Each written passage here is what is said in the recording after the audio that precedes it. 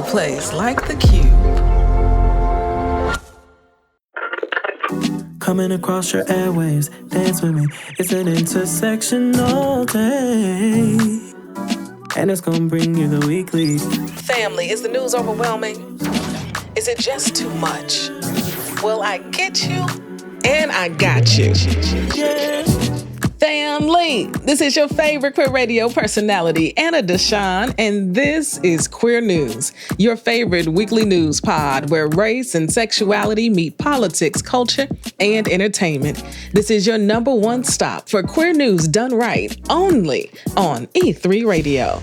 I hope for anyone who's sort of, struggling in this time and the headlines and just to know like that you're, not alone and loved and celebrated by so many, and try and block out the noise from, absolute vile losers who must just be so profoundly uncomfortable with themselves they can't handle that someone could get to a place that I think, that trans people do get to, which is a level of self-acceptance and understanding that I think is really beautiful and profound. I know y'all got to recognize that voice, okay? That was, of course, Elliot Page being interviewed, though, on Democracy Now!, sharing a comforting message for our trans sibs during these wild and turbulent times. And if you didn't know, Elliot has a couple of projects they're working on right now. That interview on Democracy Now! Was about their work narrating a new documentary titled Second Nature, which documents the wide range of gender and sexual diversity found in the animal kingdom. Elliot says he joined the project because he was so moved by it and found it so affirming as a trans and queer person. Now, also, Elliot is starring in Christopher Nolan's The Odyssey, which premieres July 17th in a theater near you. So I'm just saying, let's support all the things Elliot is doing. Now, have you joined the Substack yet? You already know. I've talked about it, okay? Financially, it's been a tough year. Ad dollars have depleted. Health dollars are hard to come by. So I had to make another pivot, another leap of faith, because that's what must be done if you want to survive. And I've never been somebody who's just wanted to survive. I want to thrive out here doing what I love to do and what I feel like I've been called to do. Our Queer News Substack isn't just about me either. I plan on translating our contributors' work here on the pod there as well. One example, our Queer News contributor Ty Ballard's piece about the transphobia Michelle Obama experienced and how that impacts everyone. A couple of highlights from the Substack, okay? The CLBD keeps growing, family. There are 95 Chicagoland lesbian businesses on the list right now. QCrew, you got full access, okay? And our special edition that we dropped last week about Pride on full display at the Obama Presidential Center, child, the checklist that we included is a hit, okay? So visit queernewspod.substack.com. Of course, it's in the show notes, but I want you to know what it is, okay? It is queernewspod.substack.com. Join the movement, okay? Now, QCrew, y'all are the movement. You are actively helping to sustain this work. Your monthly gifts continue to make it possible. And I can never say thank you enough. And in this moment, thank you. Okay?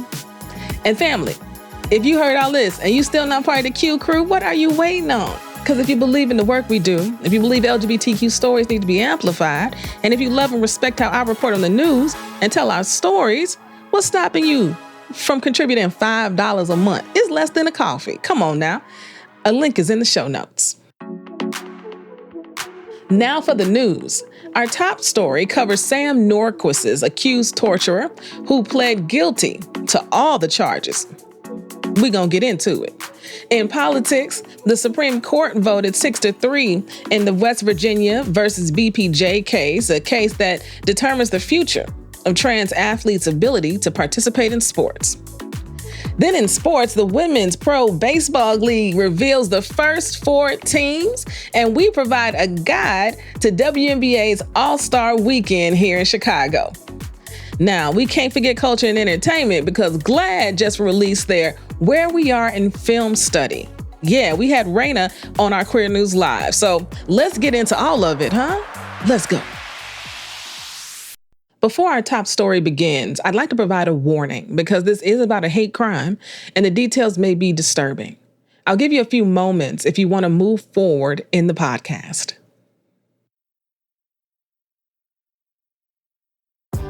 Family, more than a year after Sam Nordquist's murder, one of his torturers has pled guilty to all charges, not one, not two, but all of them. Sam Nordquist was a Black trans man who was brutally tortured by a group of 7 people for a month before his death. We reported about this last year in March when the news began to surface, and it broke my heart. I remember watching a video of his family who were pleading for help, and they could not get the help that they were requesting. And you could just see how much they loved Sam and how heartbroken they were. I can't forget that. And if you remember the story, Sam believed, right, he was trekking across the country to meet the possible love of his life. He thought he had fallen in love with Precious Arzuaga. It's reported that his mom always felt uneasy about this entire situation. And when Sam didn't return from his trip, they asked the local police to conduct a wellness check. Local law enforcement reported that nothing seemed out of the ordinary during the check and decided to leave things at that. As more time passed, Sam's family heard less and less from him until a social services worker contacted the family on his behalf. Social services voiced concerns over Sam's well-being, stating that he was building an escape plan. The last time Sam's mom heard from him was New Year's Eve. The local police is in action, spurred action in the local community, and a search party was formed for Sam after he was reported missing. Just 3 days after he was declared missing, his body was found 20 minutes away from where he was being held captive. So many things went wrong for Sam in this case. Sam's torturers, Precious, Jennifer, Kyle, Patrick, Emily, Thomas, and Kimberly, were all arrested over the course of the following days. They were charged with first-degree murder, second-degree murder, kidnapping, conspiracy, endangering the welfare of a child, and concealment of a human corpse. Now, Precious racked up additional charges for aggravated sexual abuse and 2 counts of coercion for allegedly forcing her children to participate in the violence. When I tell you these people are sick, family, these people are sick. 1 week ago, Precious pleaded guilty to all of her charges. On September 4th, it's suspected that she will be sentenced to life in prison with no parole. The others accused are still awaiting trials. So my hope is that this provides some type of solace for Sam's family, but nothing, and I mean nothing, is ever going to bring Sam back. And to know the way in which he died, I'm not sure they will ever have any semblance of real peace. Do you know what I'm saying? We'll continue, of course, to follow this story and provide updates as the story progresses, because Sam deserved better.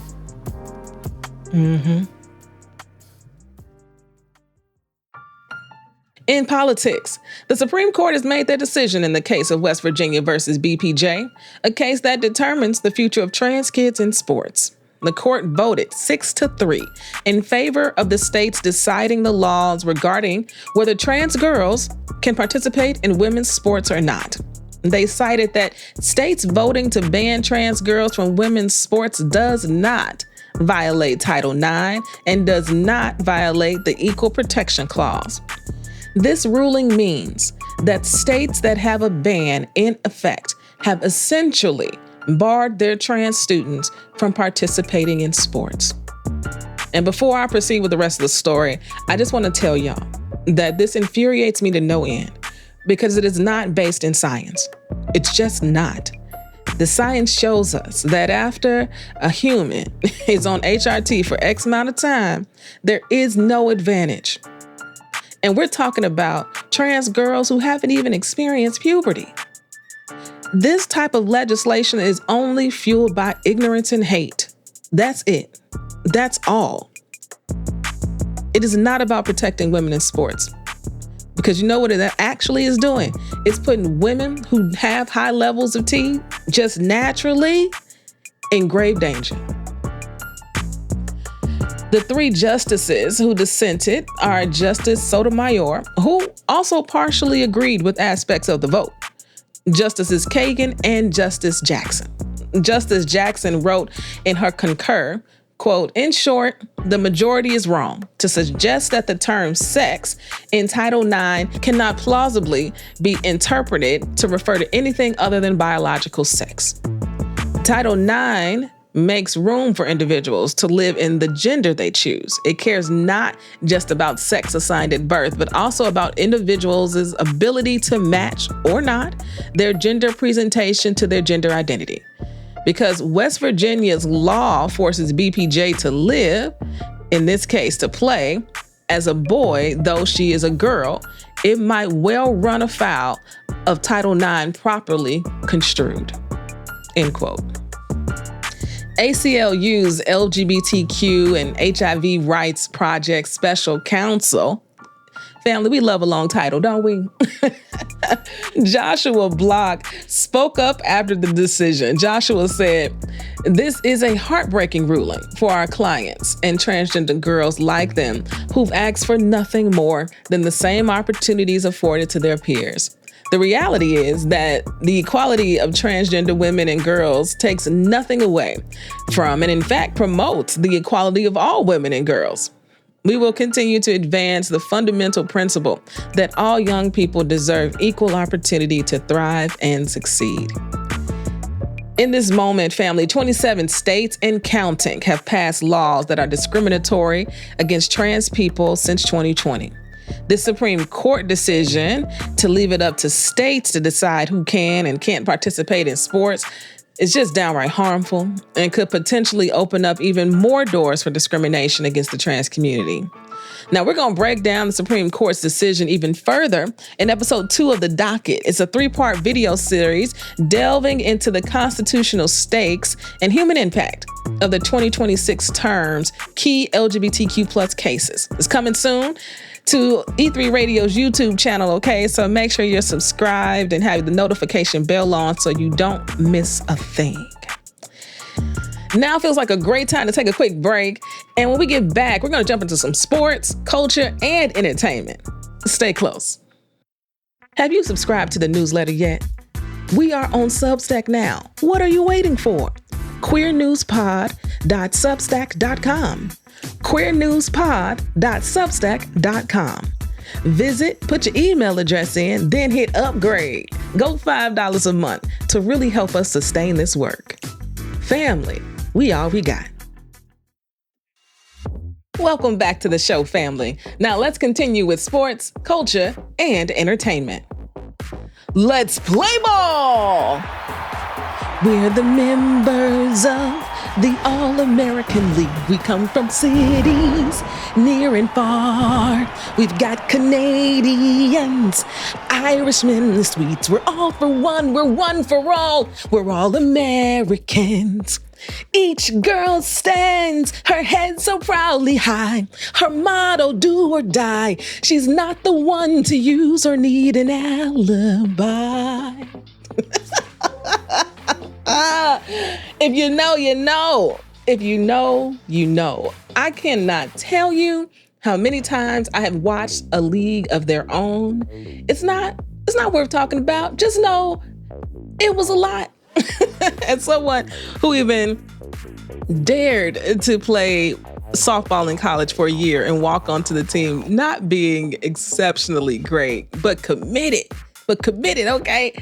I love the fact that today in 2026, we've got a women's professional baseball league that has announced the first 4 teams of the league. Each team's name is rich in historical significance, and the leading ladies who paved the way for the WPBL to shine.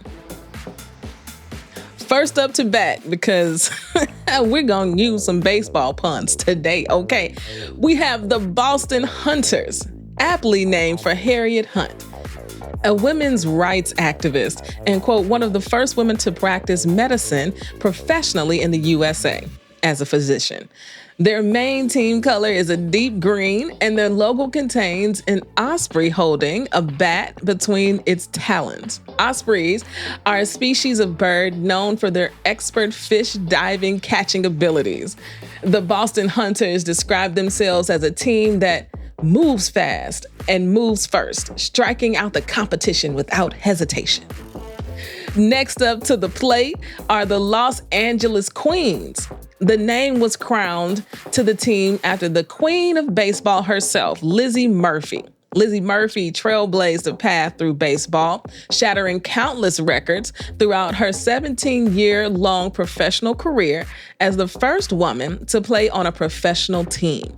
The barriers she shattered were on and off the field. She was known as one of the first women known to play in the Negro Leagues. The Los Angeles Queens say they're built on the confidence, presence, and influence of Lizzie Murphy, and that they're ready to wear the crown bestowed upon them. Now on third base, we have a team ready to rise to the occasion, the New York Heights. Civil rights activist Dorothy Height is the inspiration for this team's name.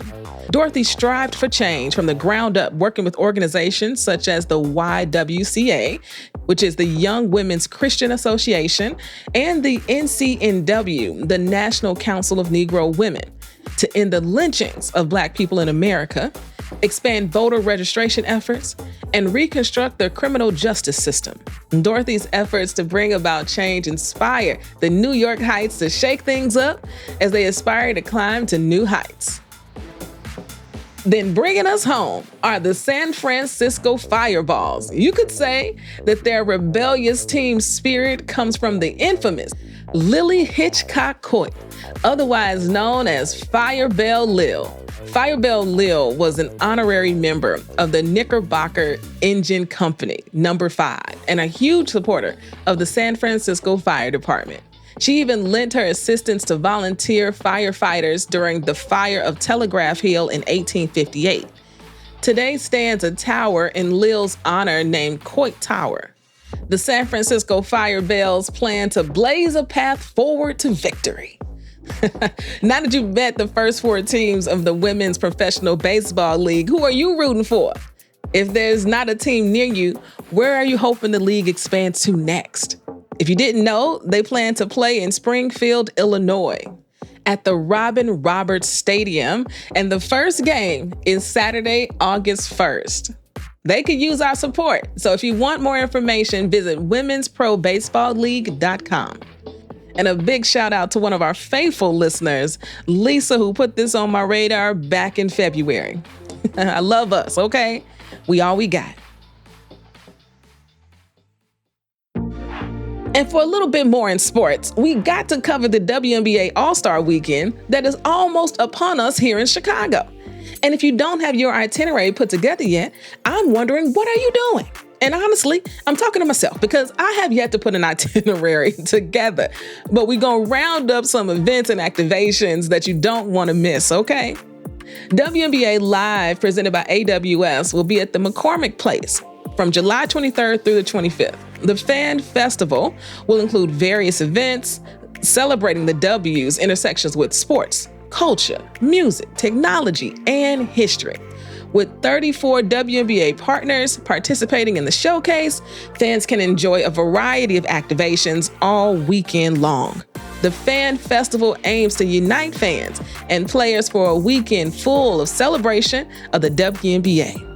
Now, the three-point contest and the Kia WNBA Shooting Stars take place on Friday the 24th at Wintrust Arena. The All-Star Game is on Saturday, July 25th at the United Center. Outside of the official WNBA sanctioned events, there's dozens and dozens of parties, meetups, and panels being held across the city. If you're looking to turn up, Bliss Sundays, Ladies Love Us, and Lovers and Friends are partnering together to host a Lesbian WNBA All-Star Weekend full of meetups. Dirty Matriarch will be joining the fun on July 25th with an All-Star Weekend after party at Tunnel Chicago.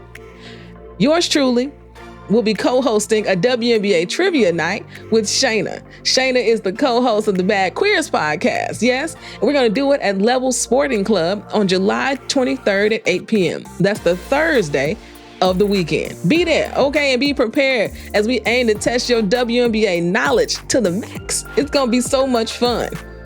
And if all of this was not enough, the WNBA teams will be some of the first to use home court at the Obama Presidential Center campus for practices, media days, and activities that hope to inspire the next generation of players.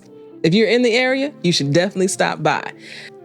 A full list of events are going to be available on our Substack on Wednesday. I'm doing a post in collaboration with Shayna because it's been hard to keep up with everything. And we thought, why not put it all in one place? So we're going to put it on the Substack, okay? Subscribe if you haven't to stay up to date on all the latest queer news. Family, for our last story today in culture and entertainment, did TV and film feel a lot less queer to you last year? Well, GLAAD's annual study analyzing the queer representation in film has just dropped for 2025, and the numbers show the decrease in queer representation. The annual study is now titled Where We Are in Film, and GLAAD describes the study as research that, quote, maps the quantity, quality, and diversity of lesbian, gay, bisexual, transgender, and queer characters in films released by 10 major motion picture studios during the 2025 calendar year. GLAAD researched films released by A24, Amazon Studios, Apple TV, Lionsgate, NBC Universal, Netflix, Paramount Global, Sony Pictures Entertainment, the Walt Disney Company, and Warner Brothers Discovery. The report is intended to serve as a roadmap toward increasing fair, accurate, and inclusive LGBTQ representation in film. Well, the 2025 numbers are pretty dismal, family. Arguably, the most frustrating statistic is that out of the 225 films included in this study, not one film was deemed transgender inclusive. Not one trans character was included in those films. And out of those 225 films, 46 contained LGBTQ characters. That's 20.4%. This is a decrease from the 23.6% of inclusive films counted in 2024. And those numbers for 2025, that 20.4% is the lowest it's been in 3 years.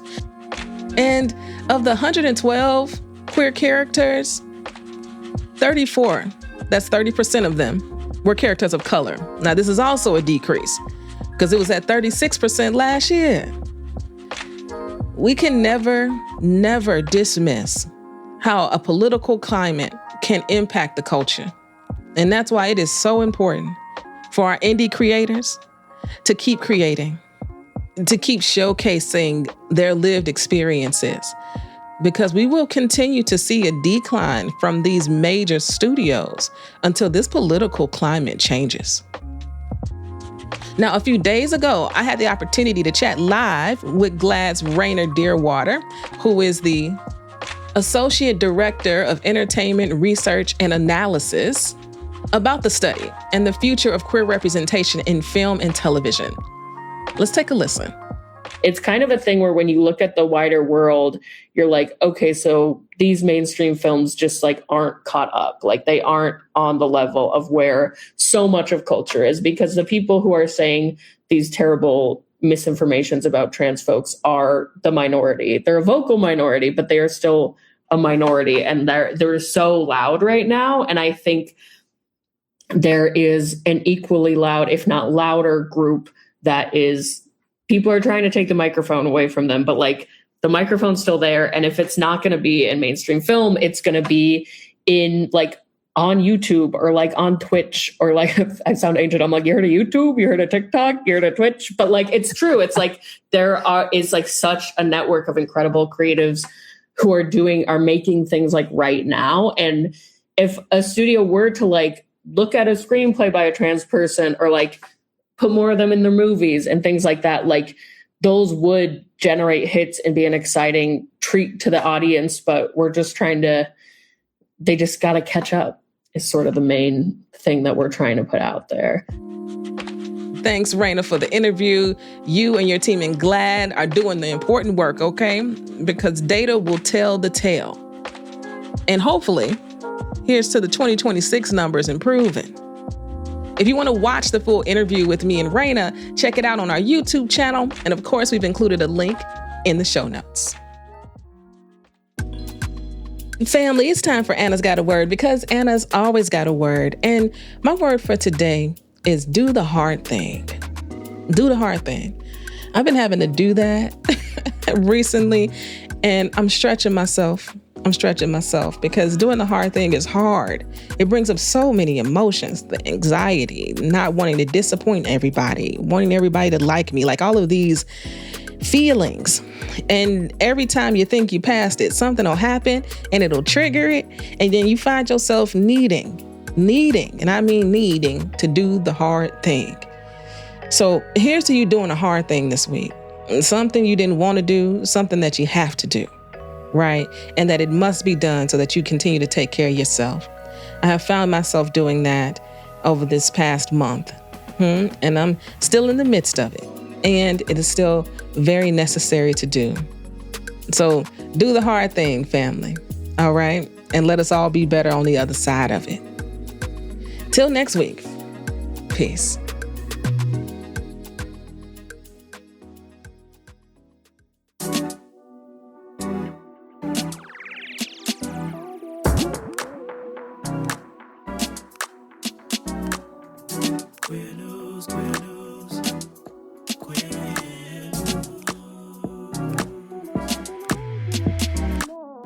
If you've enjoyed what you heard, rate and review us inside your favorite podcasting app. This podcast is written and produced by me, Anna Deshawn. Podcast editing by Ryan Woodhall, and brought to you by E3 Radio and distributed on The Cube. We are Queer News Done Right.